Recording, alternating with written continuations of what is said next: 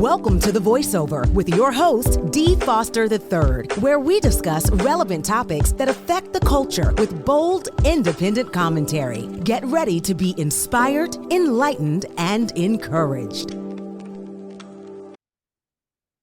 Welcome to the Voiceover Now podcast. I'm your host, D. Foster III, and I want to say thank you so much for joining us. We got a very special show today and a very special guest, although he is no guest to our podcast. But before we introduce him and get into these intense topics, very interesting, trending, relevant topics for today, I want you to go to our social media platform. That's the Voiceover Podcast on TikTok, which they're trying to take away. And we'll talk about that and why that is. And the Voiceover Podcast on TikTok, and the Voiceover Podcast on IG, and the Voiceover Pod on X. There's so much happening in the world of college sports today, and it's relevant and it's applicable to where we are in the times. And I could not think of anybody else that I could bring on the show who is an expert at these topics among many, and the GOAT of athletes. That's my big brother, Coach James Butch Mcadams, as we welcome him back to our platform. Big brother, want to say thank you so much for taking your time to grace our platform once again. Welcome. In the words of the infamous Tony Montana, you need people like me so you can point your finger and say, that's the bad guy.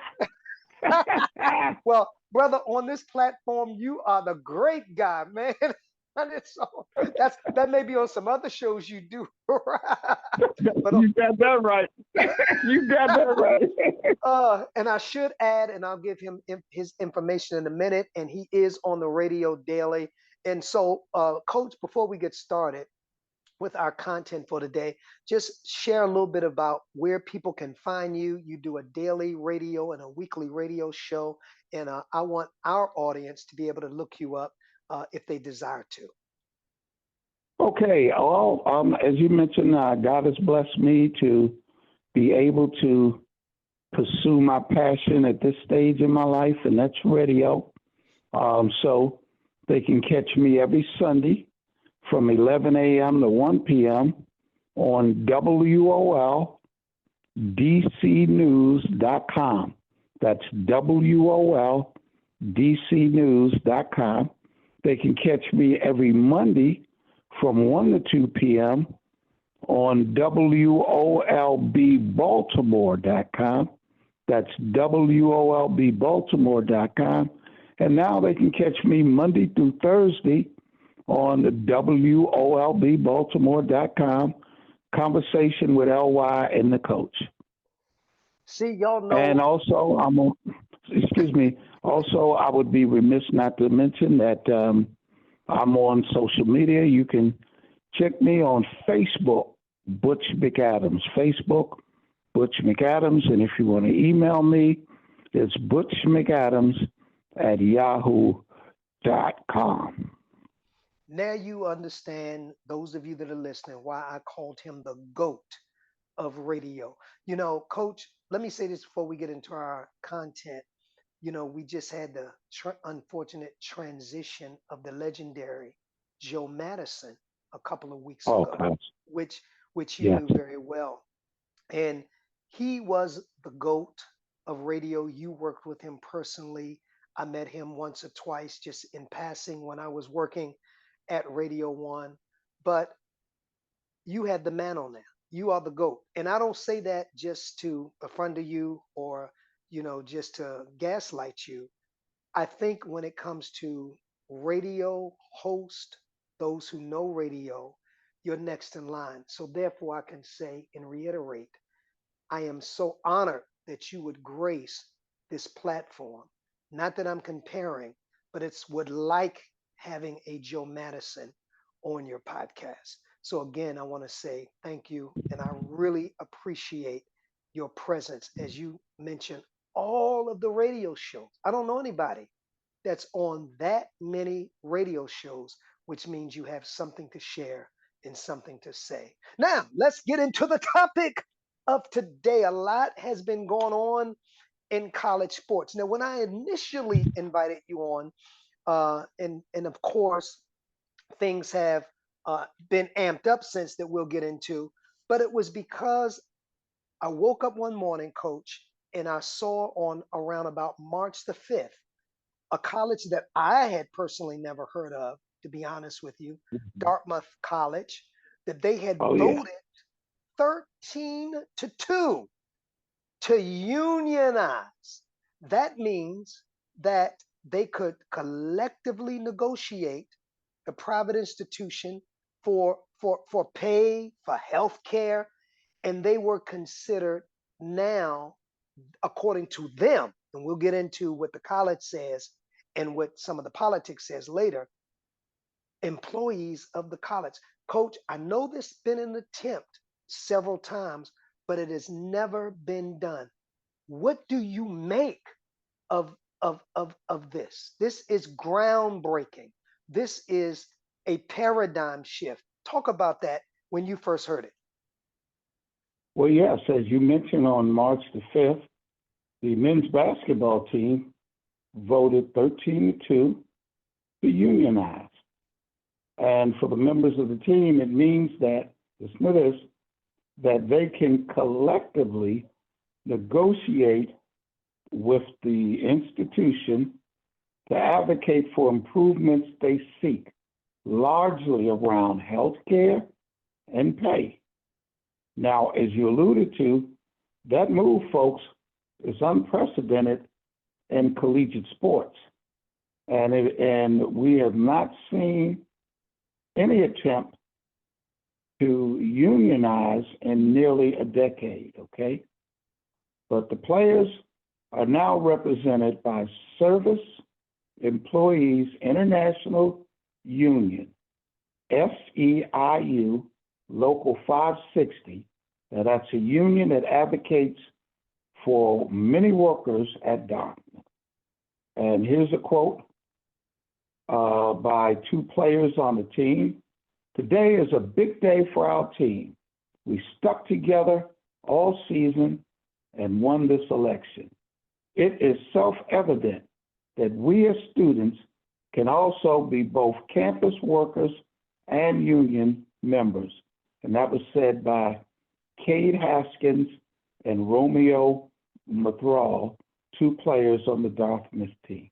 Now, Coach, I got a question for you. I got a question. Now, again, full disclosure, I've never heard of this college, but I got to ask you a question. Why them? Okay, there's a Maryland who is bigger. There is a Virginia Tech who is more known. And there's a North Carolina State who is more known. Of course, there's the Ohio. Why have none of the other, what we would call bigger, larger, more notable colleges advocated for this unionization if they have not? Can you speak to that? Because I never heard of Dartmouth College, but it seems like they broke ground. So where are your other large institutions that are taking in millions and millions of dollars on the college players? Why have they been, in your opinion, so silent on this issue? Okay, now that is a great question. And I'm looking at this, and I'll read this paragraph, and then I'll break it down for you. Okay.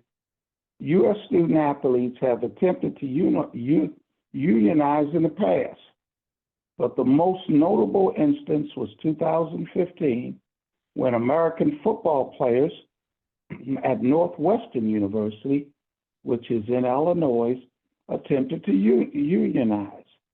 Okay. However, the National Labor Relations Board, NLRB, ultimately rejected due to, listen to this, due to the fact that Northwestern, a private institution, plays in a sports conference with public universities. Let me read that again, because that's important. All right, Northwestern's attempt to unionize was rejected because they participate in a conference that has public universities. Now make that make sense. Now help Okay, us understand that. because Dartmouth and their basketball is different because their players are at a private university. In fact, employees, just like any others, and thus can unionize under the National Labor Rights Act, NLRA. So what they're saying is that if you are this totally private, which means you don't get any school federal funds, right? Is that what that's indicating? That you don't get any federal dollars towards your college. That's right. Okay. So And so go ahead. no. So I'm asking. So the difference that you are distinguishing via my question of why your bigger schools have not raised this issue is because the bigger schools being now this is what I'm getting, and you correct me, but you know me, straight no chaser. I don't block for nobody. So what I'm hearing then is the bigger schools didn't raise the issues is because they did not want to threaten, unlike Dartmouth, which is a private school, their public funding, which again, when we get into it, I've seen the response of this unionization from the Republicans and from the Democrats, and we'll talk about that later. So is this why you believe that none of this has been raised by your bigger collegiate schools, in your opinion? Absolutely. No question. So it's not That's about an easy one. justice. It's so oh good. We're gonna get into it now. So it's not about the right of the student at this point. It's follow the money. That's what I'm hearing. So let us. Well, it's America. You know, like a wise man once said, in America, there's a cash register behind everything. In everything, there's a cash register behind it, and don't ever forget it. No. I get it, but what I'm saying is, when we talk about the care of the next generation, and we talk about providing opportunities for the next generation, and we talk about making sure the next generation is taken care of, then you say, well, this is an issue. We could raise this issue, but we don't want to threaten our public funding.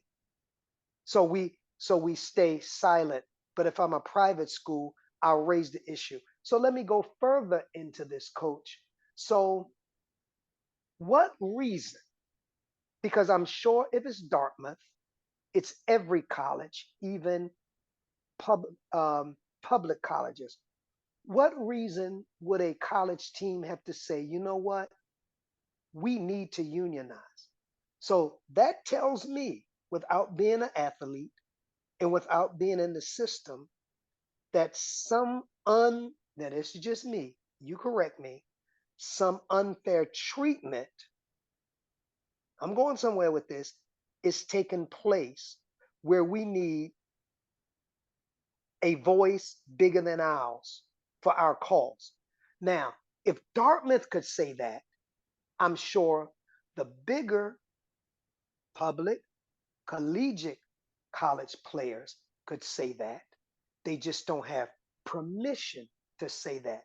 So, for our listeners, get into why you think there was a desire to unionize in the first place from your knowledge. Well, I think that if you look at the landscape of collegiate sports, especially the revenue sports such as football, basketball, it's changed. And two things have really changed that landscape. Number one, NIL, name, image, and likeness. And what that means that collegiate star athletes can now get paid. If they're selling Bishop Johnson's jersey in the bookstore 10, 15 years ago, you could walk by and you could see people lined up buying your jersey, but you didn't get a dime for it. not one dime. Now you can get paid off your name, image, and likeness. And the bigger schools are getting the top athletes because they can pay the money. They can pay the money. So, And you've got, and we'll get, go ahead. no, go ahead. Excuse me. Go ahead. And we're going to get into it a little later on a lot of these college athletes are staying in college as long as they can, because if they go to the pro leagues, in some cases, they're taking pay cuts. So there's a young man who is one of the top, if not the top, college football prospect in the country. He's from Washington. Know him, know his family well, great family. But this man young man reportedly, is coming into the league, and he's made $10 million. Woo. There are many pros that don't make $10 million, Coach. That's what I'm saying. That's exactly what I'm saying. So let's get to the bottom of this. Okay, let's talk about this, because you just opened up a Pandora's box. Where and why now, I'm not disparaging that. So let that be known for the record. I think if you work hard, you should make whatever you can make.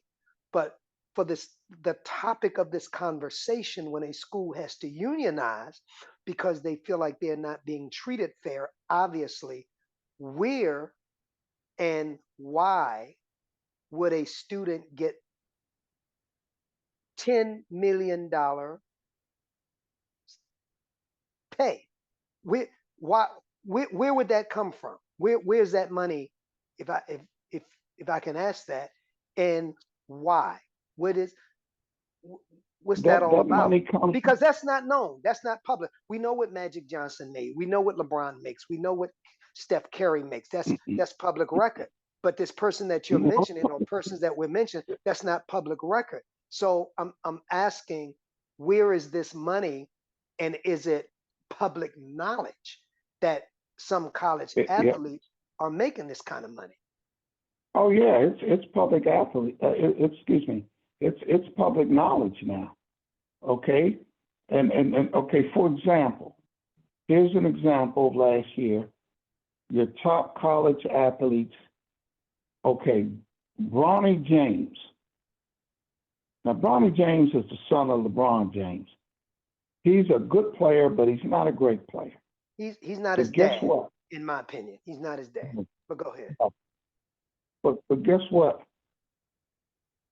His NIL value, $4.9 million. All right, stop right there, Coach, and answer me one question. For what and from where? For what? I mean, for what? Was it endorsements? Was it was it merch? What?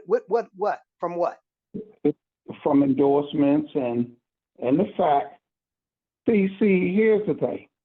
For so many years, college sports was viewed as amateur sports. And so when it was viewed as amateur sports, then that scholarship was enough. Hey, we're giving you, wait a minute, hold it. We're giving you a full scholarship to come to Ohio State. And 40, 50 years ago, that was enough. But then people are saying, wait a minute, this is not amateur sports. This is like professional. You got coaches making $4-5 million a year, or $7 million a year. You got schools like Ohio State, Michigan, yep, Alabama, Penn State, just to name a few, drawn 80 to 100,000 people per game. Yep, that's a lot of money. And as I said, they selling the jerseys and the merchandise of these star players, and they weren't getting a dime. So that they took it to court, they challenged it, and they won. Okay. And okay, so this year, you had LeBron James' son, 4.9 million. Deion Sanders' son, 4.7 million. Okay. The young lady basketball star at Iowa, everyone's talking about, Caitlin Clark, 3.1 million. You got Travis Hunter, who plays for Deion, 2.4 million. Okay. The young lady from Baltimore, Angel Reese, Yes. at LSU. She attended St. Francis Academy. 1.6 million. So it goes on, and those are the top earners in college sports. So it looks like to me, based on what you're saying. Now, first of all, I don't have a problem with anybody honestly making as much money as they can make. That's the American way. So I don't have a problem with that. So let me lay that out for the record. Continuing. It looks like to me then, at this point, college ball has stopped becoming about competition and getting drafted for the professionals and have become a business of its own. Am I right to say that? It's become a business. It's become No question. more political than it used to be. So having said that, if you agree with that, where do you see the future? Because now this is a big rabbit hole that we're walking down. Even already on this show, we talked about a lot of changes, the trajectory of college sports. Where do you see this ultimately ending? Now, let me give you a good example to set it up. So, when I was at Gibbons, as you and I have talked about before, um, college, and I had a lot of friends that played, on college football, basketball, Ray Mullis, Lou Eccles, all of those coaches I work with very, very strong. Um, Von Paler was one of our star baseball, football Right. players. Um, their goal was to do the best on the field so that when a scout, and I never forget, what is a scout? When a scout would come, they could get drafted into a great college, have their tuition paid in full, have their housing paid in full, and then hopefully, if they wanted to, get drafted to a professional team. But getting drafted to a college team with housing, this is what I remember, full tuition, which depends on what you mentioned. Ohio State. I lived in Ohio. It could cost you $100,000 a year just for tuition at Ohio State, and that was it. So I Well, let see me. that the tables have turned now. That is more than get my tuition paid. Is more than just getting my housing paid. Is getting endorsements. It's getting my merchandise paid for. It's getting commercials. So basically, we're saying it's turned into no longer a sport, but would I be right to say it's more of a business now? It is. You know what? And it's always been a business for the adults, okay? But now it's becoming a business for the students. Now, But when you let me say say just for this. the adults, big piggy, because you just said a big word for the adults versus now for the students. What was it like when it was just for the adults and not the students? Well, as you stated, you'd have a coach, and the proper term from high school to college is not drafted, but recruited. Recruited. Okay? Thank you. Yes. You would have a coach who would come and recruit a star player to his or her university. Okay, because they knew that if you got a big name player, that big name player is going to put butts in the seats, and butts in the seats puts money in the coffers. Okay, so, but the coach was making, let's say, back then in the 70s, coach maybe was making $500,000-$600,000 a year with perks. With perks. I'll give you an example. Coach John Thompson, God rest his soul, great friend, great mentor, great coach. When Coach got big at Georgetown and the other big schools, like I remember Oklahoma, Hughes State School wanted Coach, and they offered him this big contract, right? Georgetown knew by being a small private school that they couldn't match the funds of a large state institution. Mm-hmm. But you know what they did? What's that? They gave him perks. They gave Coach a beautiful home in Washington, D.C., right across the street from the Carter Barron. Okay, wow. Off of 16th Street. And as I remember, as long as he was the coach of Georgetown, he could have that house. And you know what the monthly mortgage was? What's that? $1. Wow. Plus they gave him a car. And of course, he had some other perks.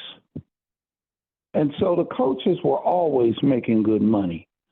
All the players got at best were scholarships. Now, we were taught and learned that was something big because you got a chance to go to a big college 4 years for free. Okay, but until we as the public got hipped to what was going on in terms of how much money these athletes were bringing in. And look, if you don't come from a halfway decent, financially stable family, man, those star players would tell you, if you don't get to the cafeteria by the time it closes and you ain't got no money, you may not even get nothing to eat until the next day. Right. Exactly. Yes, sir. Yes, okay. Sir. And so that was wrong. And as I said again, I can't overemphasize, when you have a star player's jersey, meaning his image, being sold, and he don't make a dime off it, or she, that was wrong. Now, one other hidden, and some folks know it. Back in the day, if a school, most schools, if they really wanted you, Bishop, and you were a big name, man, they give you some money under the table, man. Man, there were bags left in front of people's homes now. Come on. And I know you would know. And a lot of those schools, they had sugar daddies. They had friends of the program, boosters who had big money, and they would go out and they would give some type of financial enticements or inducements to come to the university. That went on. Then it got to a sophisticated level where they said, okay, I want to recruit Bishop Johnson's son to come and play for me. But you know what I'm going to do? I'm going to give Bishop Johnson a job. Now, you send your son to me, and I'll give you a job, or I'll buy you a house. a lot of that was going on, man. So, I'm Coach, not saying everybody was. Okay, go ahead. no. So I'm fine with the students making the money, but Right? here's where I'm challenged, and maybe you can help me with this. In a We'll do. world where so many things are political and fake, the one Mm-hmm. hope I held on to, and I used to tell people this all the time, I will watch college. Matter of fact, my Saturdays are filled with basically, if I don't have any meetings or anything, sitting down, especially after 12, watching basketball in basketball season and football in football season. Where on Sundays, unless it's a big game, because that's professional day, I don't watch it because I know that's pay for play. I know that's politics.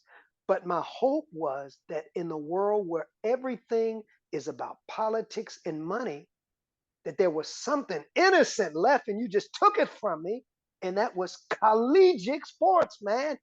That's my issue on this show. That even Well, that but now, okay, but it can't be innocent when you have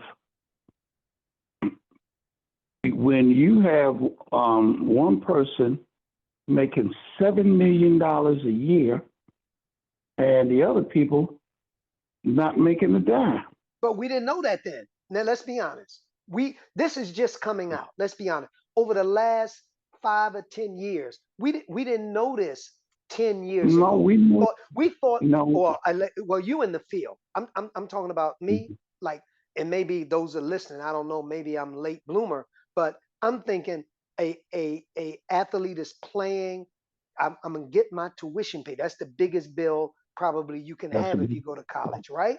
I'm getting my tuition. mhm. If I get housing paid, okay, we knew that. If I get some books and cafeteria and some food paid for, and maybe I get a stipend because okay, but we never, or at least me. Let me leave other people out. I never dreamed that collegiate sports was as a big as a business, if not bigger than professional sports, which means, in my mind, knowing America, knowing nothing can get big without either politics or economics controlling it. That's what I'm saying. And you're right. You are right. But you know when it became obvious to all of us when the pandemic hit. Go back. The beginning of the pandemic. School was closed. Hmm. The campus was shut down. But guess what? The sports games were played. Remember? Yes, yes, yes, yes, The sports yes. games were played. And you know why? Why Because is of the that? money. Money. Okay. The TV contracts, the the parking and the concessions and the ticket sales. Yes. Yeah. Okay. Okay. Thank you. That's why I got And you on the show, and brother, and to enlighten us.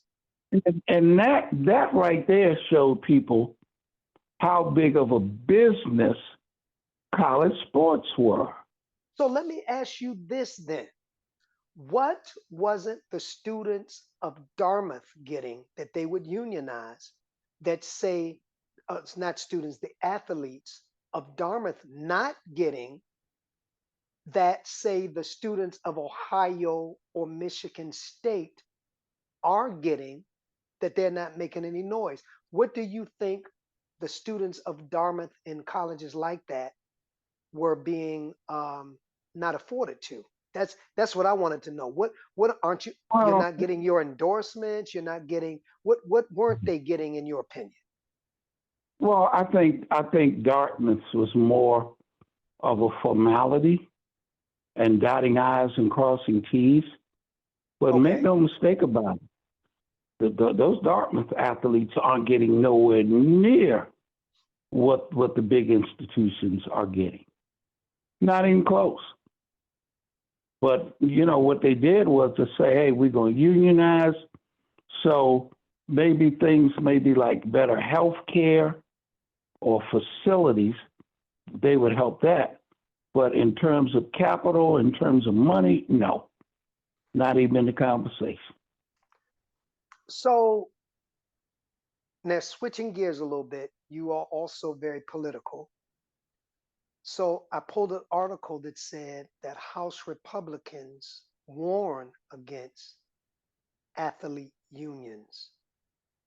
What's that about? I mean, what so is let me ask you this, being very astute in politics and GOAT in athlete, is this a danger, this unionization? Does it pose a future danger? Will it be an improvement? What's the alarm that, in your opinion, the Republicans are raising about this unionization? Well, it depends on how you look at it. Okay, I don't look Because at they're it as a saying, danger. well, they're saying, They're, they're, let me just give you this real quick for something to go on. The GOP representative argued that labor unions would disrupt college sports and lead to program cuts. Now, I can't connect those dots. Maybe you can interpret what they're saying. okay, what they're saying is that you have what they call at the collegiate level revenue generating sports and non revenue generating sports. Okay, meaning that the large revenue sports such as football, basketball, those are the two main revenue generating sports. They pay for other programs. So let's say if you got a swim team or program or a golf program, okay, maybe wrestling.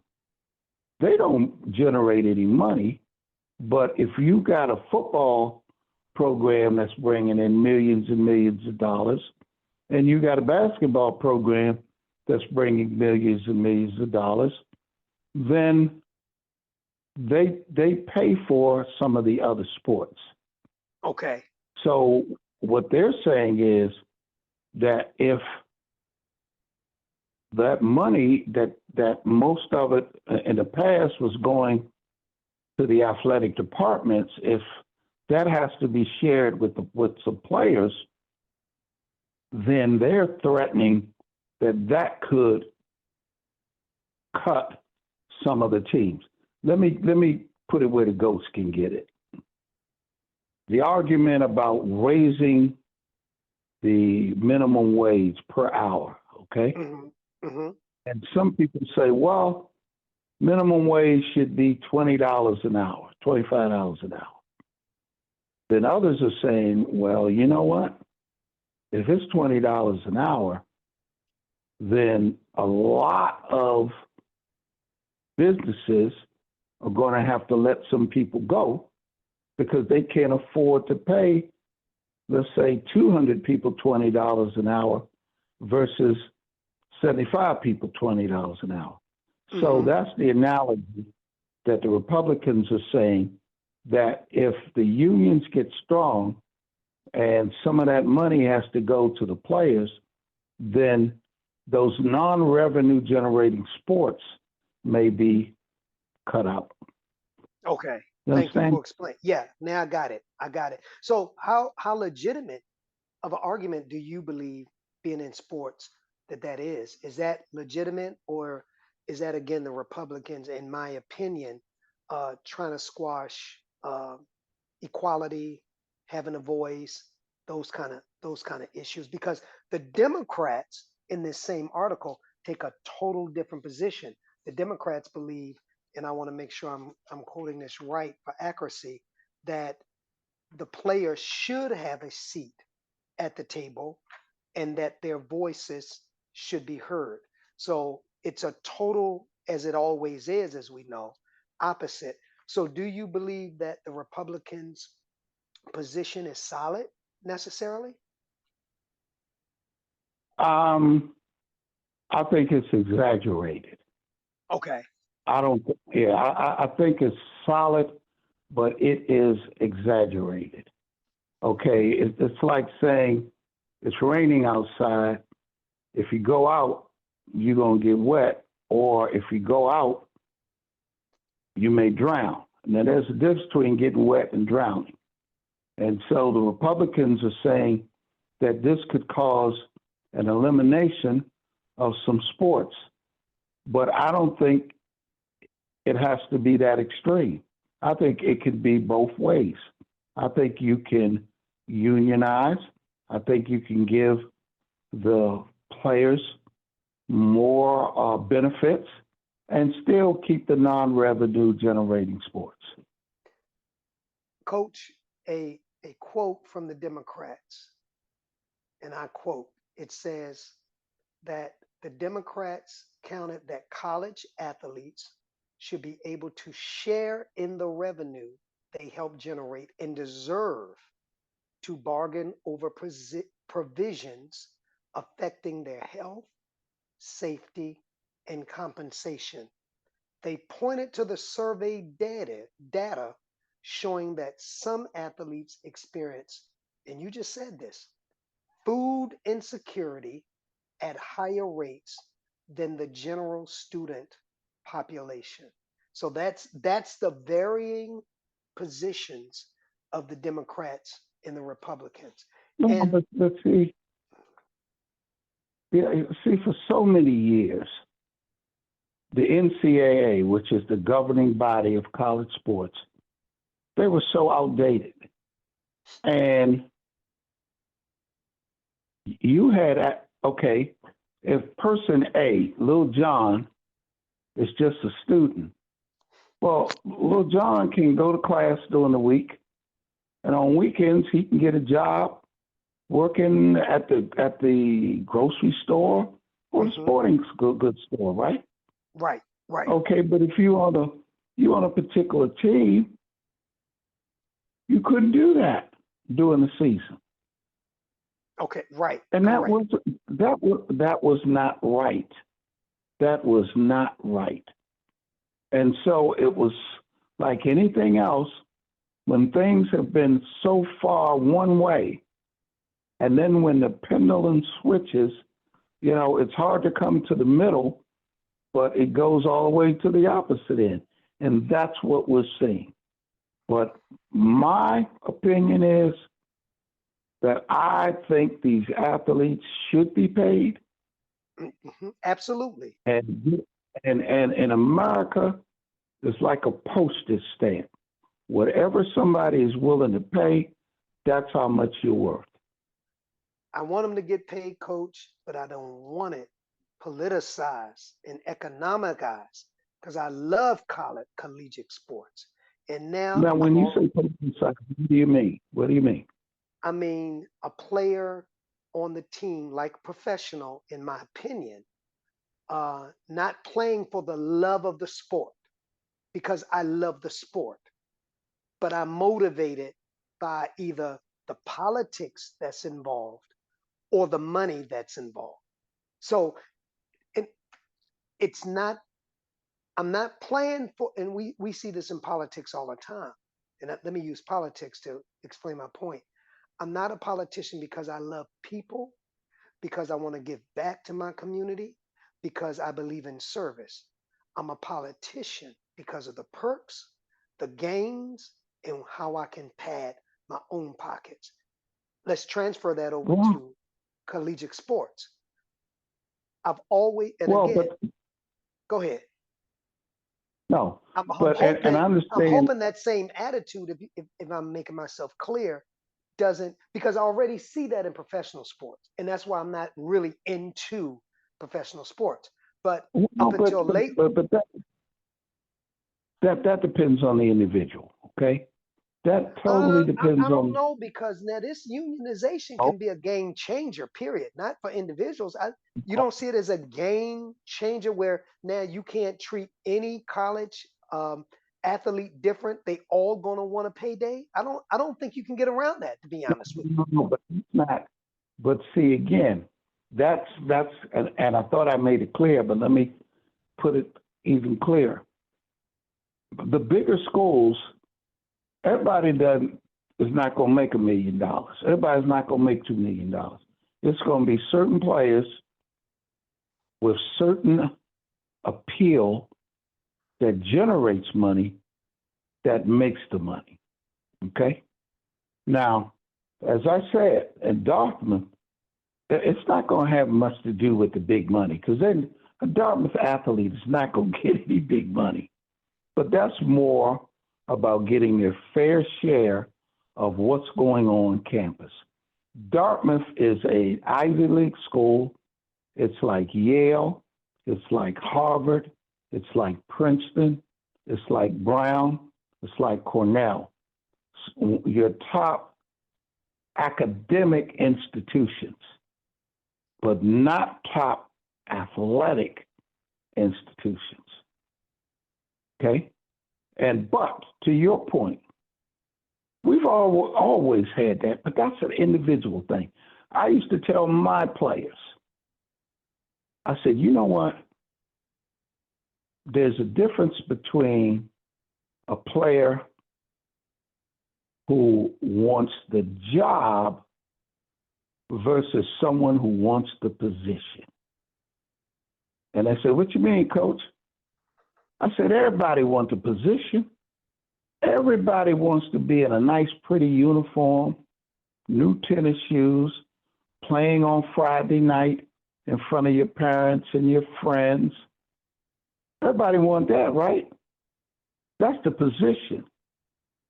But how many of y'all want to get up Saturday morning at 9 o'clock, be in a cold gym and practicing? That's the difference between the job and the position. And the great ones in anything, basketball, Michael Jordan, Kobe Bryant, the great ones in entertainment, Michael Jackson, in tennis, Serena Williams, golf, Tiger Woods, the great ones want and love the job. And when you love the job, the perks will come along. If you are only playing for the perks, you're not going to last long. But coach, and you're not going to be, coach, you're not going to last long. But what you're saying is theoretically correct, but we know, and go back to politics and use that as a paradigm. No different than sports. It's an industry. No. There are a lot of politicians, and you and I talk about it offline, who don't care about people, don't care about community, don't care about giving back, but they're in it and they've been in it. They're gatekeepers for the perks, for what they can get for themselves. And I don't see, just to be honest with you, brother, how that's going to be any different, because so from my position, this is my position. This is where I substantiate. The cat's out the bag. The genie's out the bottle. The toothpaste out of the tube. So now that it is known how much a college athlete can make, you can't convince me that people won't come in that industry. Not every single person, but you can't convince me, like politics or tricks, that people won't come in that industry, like any industry, like ministry. I'll give you an industry I'm familiar with. So I'm not prejudiced with this, that people won't enter this industry because they see I can make the bag and I can and I don't have to love the game. I'm not convinced that won't happen in collegiate sports at this point. No, and I'm saying I'm not convinced. It's going to happen. Okay, no, should you, because it's going to happen. But what I'm telling you is those individuals will not succeed to their full potential, and those individuals won't last long. Especially. Why do you say they won't last long? Why do you? Because we got issues of people in ministry that I know about, people in politics, that they last a lot of years with those motives. Why do you think that's any different in the sports arena? Well, because in the sports arena it's different. a sports arena, you are based totally on your results, not popularity, not how well you can calm people, not how well you can speak. The tape don't lie.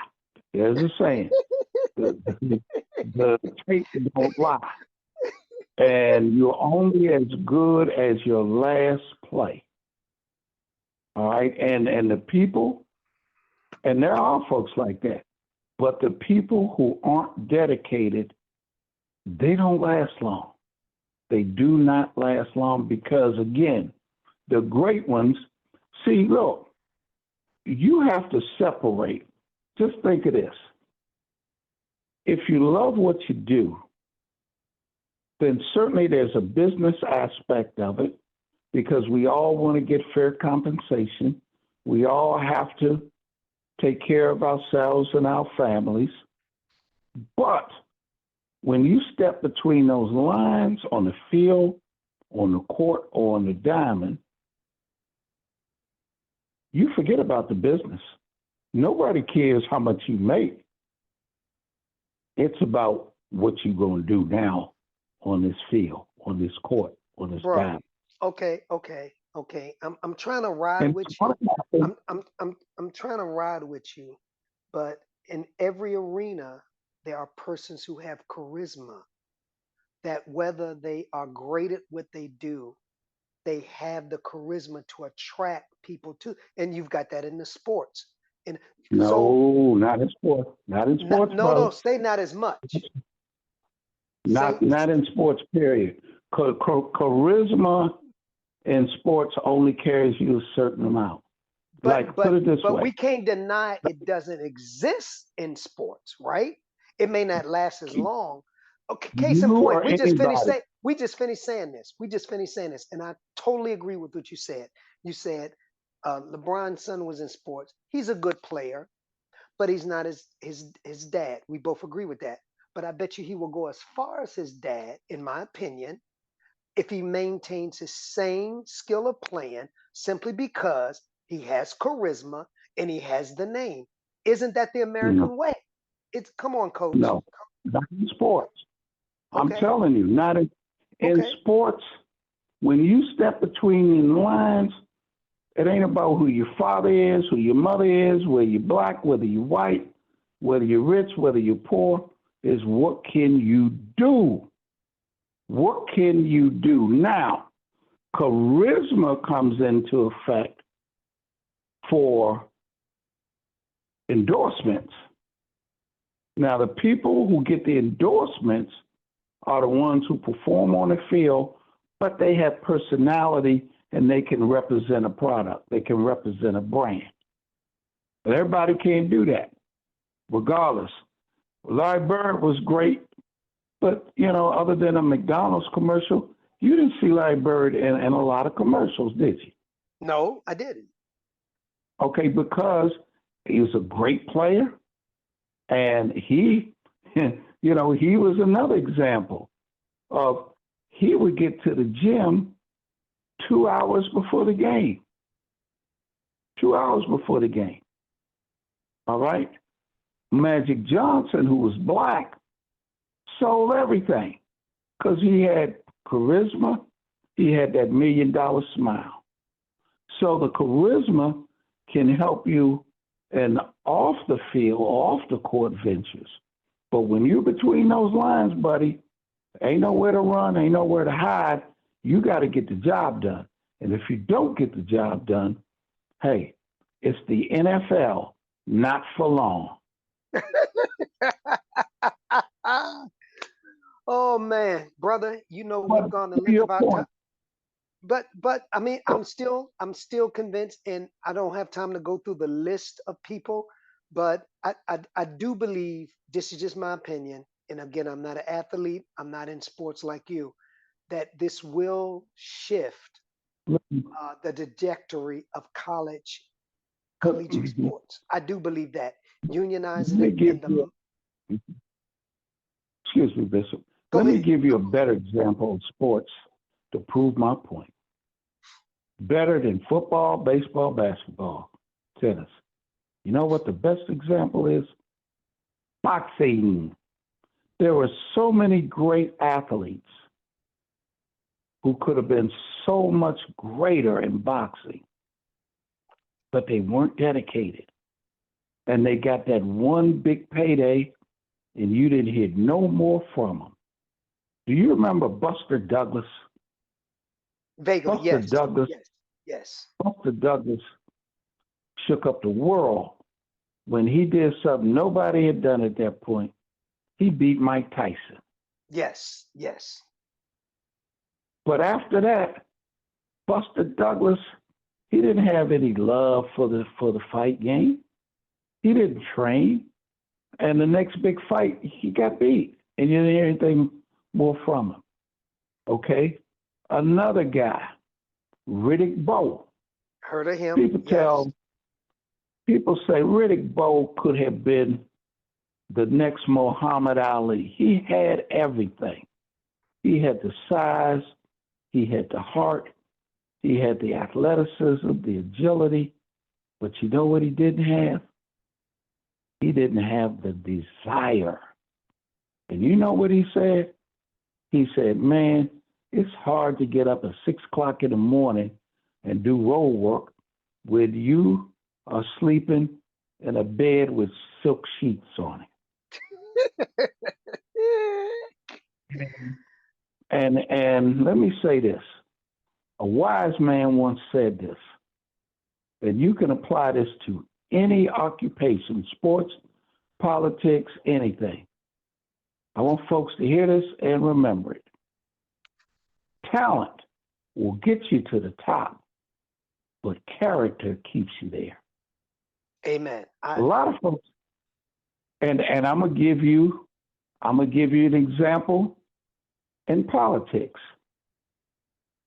Do you remember the name Kwame Kilpatrick? Yep, sure do. In Detroit. Kwame Kilpatrick was the guy that was designated to be Barack Obama before Barack Obama. He had everything going for him.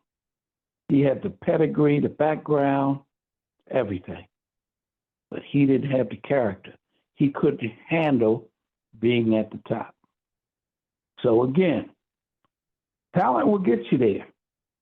But in order to stay there, in order to be Muhammad Ali, Michael Jordan, Kobe Bryant, right now, Patrick Mahomes, got to have character to win 2, 3, 4 championships or more. And I agree. So I'm not. And all I'm gonna say is I agree, but I need to put a parenthetical there. That depends on who's backing you and how much value you are to that system. And that's a whole nother conversation because you cannot have any character, and we've seen this. You cannot have any love for the game. But if you represent economics, and we see that in the entertainment industry right now with stuff that's coming out, and people are blocking because you are too economically valuable for us to allow you to fall. That's just my opinion. And I think that goes through every industry that we've talked about today, Coach. And I mean, and this is an ongoing and it's a very healthy conversation because I think we both see opposite ends of the spectrum, which is healthy. But brother, listen, we didn't finish everything. We got to do a part 2 on this. Perhaps if your schedule next week, we got to talk about the women in basketball. We got to talk about trans. It's a whole lot happening in collegiate sports. And man, you brought a wealth of knowledge, and you educated me to the sport because I'm, and I have to be honest, I'm not as into it because I know whenever money enters into something, it can elude its purity and its genuineness. And I didn't think that I would ever see this in collegiate sports. I've been living under. Okay. All right. Can I get a minute just to give a tease for the next part 2? Absolutely. Okay? Go ahead, brother. Go ahead. All right. Now, okay. big story in sports over the weekend. Women's college SEC championship game. LSU versus South Carolina. Okay, now, you have Dawn Staley, who's a former player, African-American lady. Then you had Kim Mulkey, former player, a white lady, both coaches. The teams got into a skirmish at the end of the game. Okay, so it started by South Carolina player stole the ball. She was going down to get an easy layup. The LSU player grabbed her and kind of threw it down, which, you know, that's a basketball play, no problem. So then when the game was over or near ending, the player who grabbed the South Carolina player was walking past, and she gave an elbow to a South Carolina player. For no reason, just walked by, bam, gave her an elbow up her chest. And so from nowhere, South Carolina's big player, 6'8" girl, came, pushed that girl down. Now, the South Carolina coach, Staley, after the game said, you know what? This is not who we are. This is not a good look for basketball. I've been through it. It gets heated. But, you know, I can tell you now, apologize to the community, and this is not what we're about. We didn't mean it. We just have to hold our emotions. The other coach comes on and says, well, you know what? It didn't look good, and I'm sorry it happened. But that big girl, her name is Cardoso. The coach said this, I wish she had pushed Angel Reese. And Angel Reese is a 6'3" girl from Baltimore. Now, in my opinion, that coach was wrong for even saying that. Yes. Okay, now, here's my question to you, real quick. Because the coach said she pushed a girl that was so much smaller than she. She's 6'8", and our player was so small, and she wasn't even involved in the play, that it should have been handled with just the two players who were involved. She was wrong. You know why? Okay, now, some people may not understand this. In basketball, every team needs what we call an enforcer, a big, tough player. And that player doesn't start anything. But that player, if something does start, his or her job is to protect her teammates. Absolutely. Yes. And every team has an enforcer. You better have an enforcer. And so to the naked eye, people would say, well, why did that girl come over and push her when she didn't push her? That girl was protecting her teammate. And that's her job. I'm the biggest, I'm the strongest player on this team. So if somebody gets rough with my teammate, that's my job. So was there any penalty to the coach at that point, Coach? Well, there was no penalty to the coach, but... I mean, was there any retribution done because of the statement? Well, yeah, that was a backlash. Yeah. It was a backlash by the media, most people, yeah.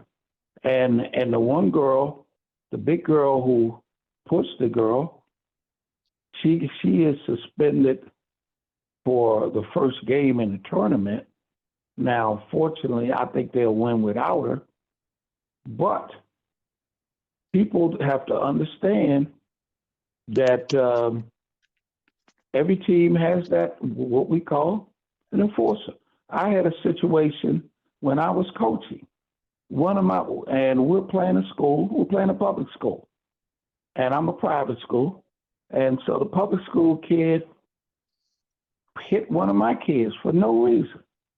One of my players runs from the other side of the court, gets in front of the kid, and he hits him in the chest.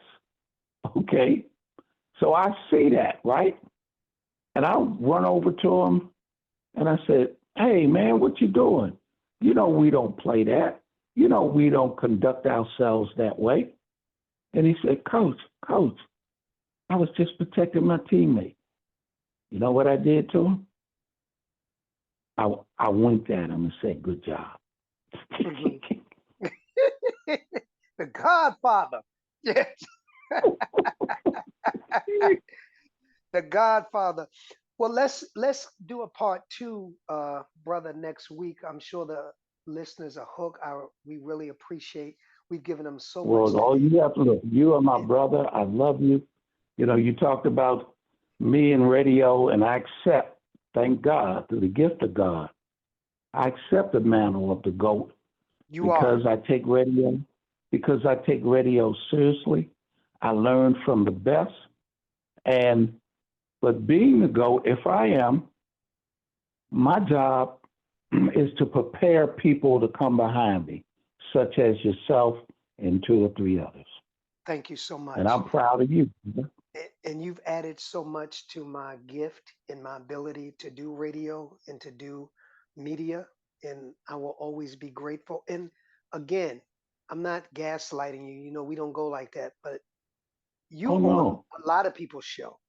And so when I invite you on and you accept, I don't take it lightly. It's if, and I'm not comparing you, but if someone is, say, in the day, Rush Limbaugh or Joe Madison or, you know, some of the greats, you're among them. So I want to say thank you for gracing us with your presence and with your knowledge. That's why we bring you on. You have information, you educate us, and brother, you entertain us in a lot of ways. And those of you that are listening, I want you to go, as Coach in the beginning gave his radio shows, you're going to be entertained, but more importantly, you're going to be educated. And Coach is one of the greatest that I know of holding us as public figures accountable. So stay tuned. I want you to come right back next week, right here on the Voice Over podcast, and we'll be giving you more. Big brother, thank you so much. I'm excited. I appreciate you, and I'm looking forward to you coming back for part 2 on next week's show about what's happening in the world of collegiate sports. Well, I open up with Tony Montana, and I'll close with him. I always tell the truth.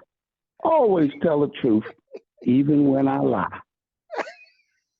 Good night. Thank you for being a part of The Voiceover. Please follow us on all of our social media platforms to stay connected to our upcoming shows and guests. Instagram at The Voiceover Radio. Twitter at DPropheticI. That's the letter D, prophetic, EYE. If this show has enriched you in any way, please share The Voiceover among your circle. Until next time, keep allowing your voice to be heard.